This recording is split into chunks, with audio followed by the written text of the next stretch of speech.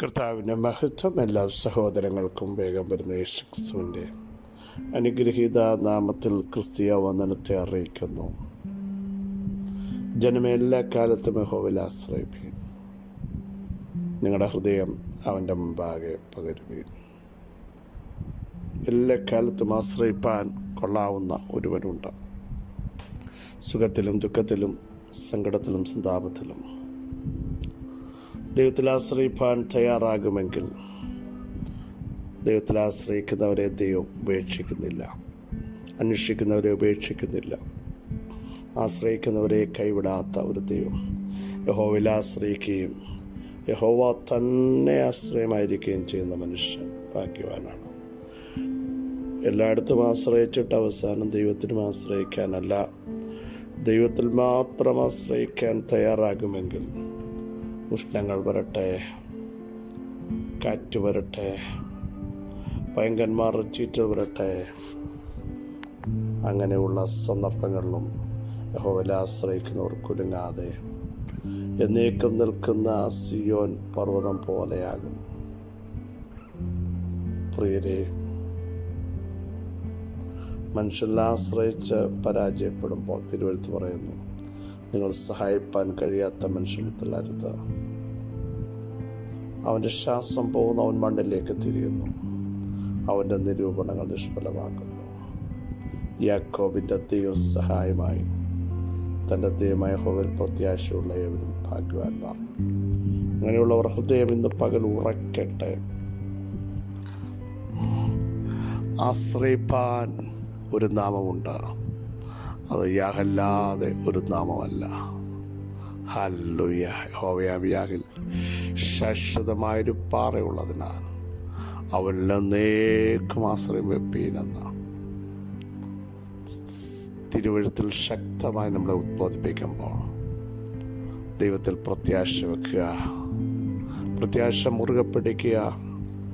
പ്രതിസന്ധികളെ ജയിക്കുന്ന ഒരു അഭിഷേകം നമ്മുടെ അകത്ത് വ്യാപരിക്കട്ടെ. കഴിഞ്ഞ നാളുകളിൽ നടത്തിയ വിധങ്ങൾ നമ്മളൊന്ന് തിരിഞ്ഞ് ചിന്തിക്കണം.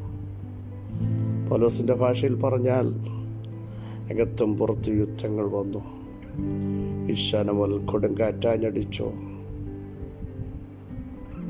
ജീവനോടിരിക്കുമോ എന്ന് പോലും ഭാരങ്ങൾ തോന്നിയ സന്ദർഭങ്ങൾ.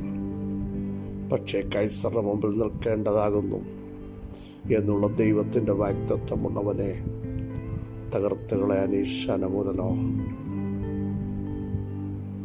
പട്ടിണിക്കോ പൈതാഹത്തിനോ വാളിനോ കാരാഗ്രഹത്തിനോ കഴിയുകയില്ല.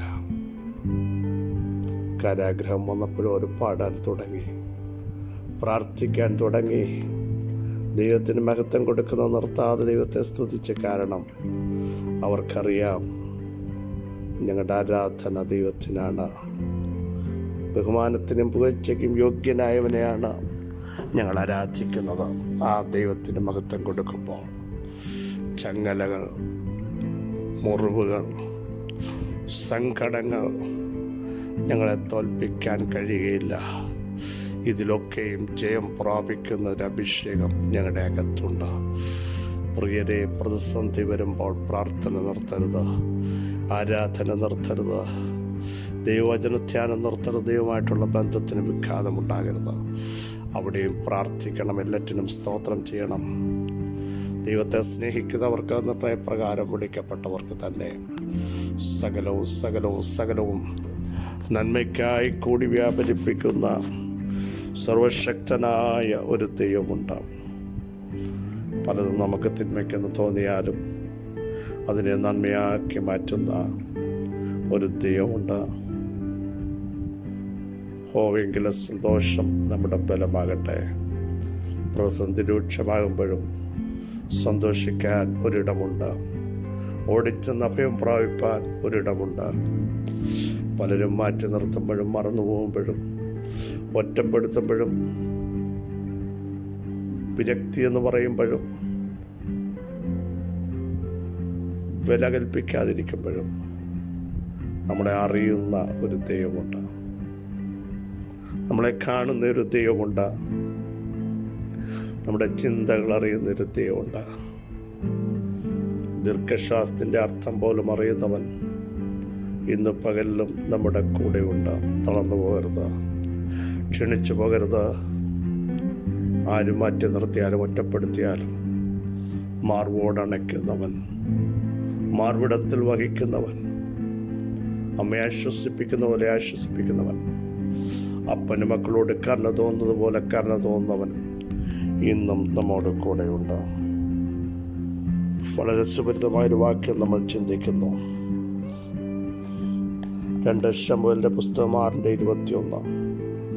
ദാവീദ് മീഖളിനോട്, യഹോവയുടെ ജനമായ ഇസ്രായേലിനെ പ്രഭുവായി നിയമിക്കാൻ തക്കവണ്ണം നിന്റെ അപ്പനും അവൻ്റെ സകല ഗൃഹത്തിലും വരിയായി എന്നെ തിരഞ്ഞെടുത്തിരിക്കുന്ന യഹോവയുടെ മുൻപാകെ, അതേ യഹോവയുടെ മുൻപാകെ ഞാൻ നൃത്തം ചെയ്യും. അടുത്ത വാക്യം കൂടെ ശ്രദ്ധിക്കൂ. ഞാൻ ഇനിയും ഇതിലും ഹീനനും നിന്റെ കാഴ്ചയ്ക്ക് എളിയവനും ആയിരിക്കും എന്ന് ശക്തമായി ദാവീദ് മീഖളിനോട് പറയുന്ന ഒരു പ്രസ്താവനയാണ് നാം വായിച്ചു കേട്ടത്. ദൈവത്തിൻ്റെ പെട്ടകം ഓബേദെദോമിൻ്റെ വീട്ടിൽ നിന്ന് 3 മാസം അവിടെ ഇരുന്നതിന് ശേഷം അത് ഒരുക്കിയ സ്ഥാനത്തേക്ക് കൊണ്ടുവരികയാണ്. സ്തോത്രം, ഹല്ലേലൂയ. ഈ പെട്ടകം അവിടെ നിന്ന് പുറപ്പെട്ട സമയത്തെ പറ്റി ദാവീദിന് അറിവ് കിട്ടിയപ്പോൾ ദാവീദ് സന്തോഷത്തോടെ യഹോവയുടെ പെട്ടകത്തിൻ്റെ മുമ്പിൽ ആർപ്പിട്ട് നൃത്തം ചെയ്യുകയാണ്. ഇപ്പോൾ നോക്കൂ, ദാവീദ് ഒരു ചെറുക്കനല്ല. ദാവീദ് ഇസ്രായേലിൻ്റെ രാജാവാണ്. ദാവീദിൻ്റെ സ്ഥാനങ്ങൾ മാറി, അവസ്ഥകൾ മാറി. കയ്യിലുണക്കവടിയില്ല, രാജദണ്ഡാണ് കയ്യിലിരിക്കുന്നത്. പക്ഷേ ദൈവത്തിൻ്റെ പെട്ടകം കണ്ടപ്പോൾ രാജകീയ വസ്ത്രം താൻ ഒഴിഞ്ഞു മാറ്റി, സ്ഥാനവും പൊസിഷനും മറന്ന് പഞ്ഞി നൂലങ്കി ധരിച്ചുകൊണ്ട് എത്രയും എളിമയോടെ ദൈവത്തിൻ്റെ പെട്ടകത്തിൻ്റെ മുമ്പിൽ മതിമറന്ന് ആരാധിച്ച് ദൈവത്തിന് സ്തോത്രം ചെയ്യുകയാണ്. പ്രിയരെ, നമ്മുടെ ജീവിതത്തിൽ സ്ഥാനങ്ങൾ വരുമ്പോൾ, മാന്യതകൾ വരുമ്പോൾ, ഹൈ പൊസിഷനിലേക്ക് ഉയർത്തപ്പെടുമ്പോൾ വായ തുറക്കാതിരിക്കില്ലേ? സ്തോത്രം പറയാതിരിക്കില്ലേ? സ്റ്റാറ്റസ് പോകുമെന്ന് ഭയപ്പെടാറില്ലേ? എന്നാൽ ദാവീദിനെ, തൻ്റെ ആരാധനയെ നമ്മളൊന്ന് മാതൃകയാക്കണം. രാജ്ഞിയായ തൻ്റെ വൈഫ്, ഒന്നുകൂടെ പറഞ്ഞാൽ ശൗലിൻ്റെ മകളാണ് മീഖൾ, രാജകുമാരിയാണ്. അവൾക്കിത് അസഹ്യമായി തോന്നി. ഒരു രാജാവ് പെട്ടകത്തിൻ്റെ മുമ്പാകെ നൃത്തം ചെയ്യുകയാണ്, തൻ്റെ സ്റ്റാറ്റസ് മറക്കുകയാണ്. ദാവീദിനെ പരിഹസിക്കുമ്പോൾ ദാവീദ് പറഞ്ഞ പ്രസ്താവന, മീഖളെ, ഞാനൊരു ഇടയ ചെറുക്കനായിരുന്നു. എൻ്റെ ബാക്ക്ഗ്രൗണ്ട് എനിക്കറിയാം. എൻ്റെ കയ്യിൽ കുറച്ചാടുകളുണ്ട്. വനാന്തരങ്ങളിൽ ഞാൻ അലഞ്ഞ സമയങ്ങളുണ്ട്. മഴ കൊണ്ടും വെയിൽ കൊണ്ടും ആരും എന്നെ പരിഗണിച്ചില്ല. വീട്ടിനകത്ത് നിന്ന് സ്നേഹം എനിക്ക് കിട്ടിയില്ല. പക്ഷെ എന്നെ കണ്ടെത്തി അഭിഷേകം ചെയ്ത പ്രഗത്ഭന്മാർ, പ്രമുഖന്മാർ, ആരോഗ്യ ദൃഢഗാത്രന്മാർ, സൗന്ദര്യമുള്ളവർ ഒക്കെ ഉള്ള ഇടത്ത് എന്നെ ഇസ്രായേലിൻ്റെ മൊത്തം രാജാവാക്കിയത് എൻ്റെ കഴിവുകല്ല, എൻ്റെ മിടുക്കൽ. എന്നെ കണ്ടെത്തി തള്ളയാടുകളെ നോക്കുന്ന വേലയിൽ നിന്ന് എന്നെ പുറത്തു കൊണ്ടുവന്ന് ഈ സ്ഥാനത്തെത്തിച്ച് എൻ്റെ കയ്യിലെ ഉണക്കവടി മാറ്റി രാജദണ്ഡ് തന്ന ദൈവത്തെ എനിക്ക് മറക്കാതിരിക്കാൻ പറ്റില്ല.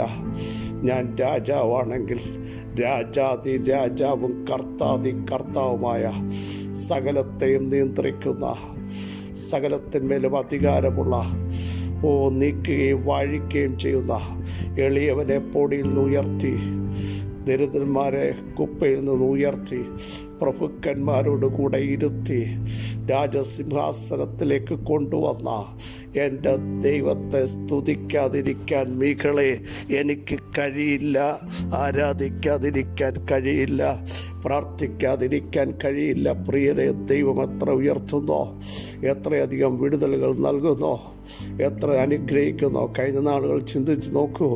ഒന്നുമില്ലായ്മയിൽ നിന്ന്, ശൂന്യതയിൽ നിന്ന് എങ്ങനെ മുൻപോട്ട് പോകുമെന്ന് പറഞ്ഞിടത്ത് നിന്ന് ചോദിക്കാത്ത വിടുതലുകൾ നൽകിയെങ്കിൽ മൗനമായിരിക്കാതെ. പ്രതിസന്ധികളുണ്ട്, പ്രശ്നങ്ങളുണ്ട്, ഷോർട്ടേജുകളുണ്ട്.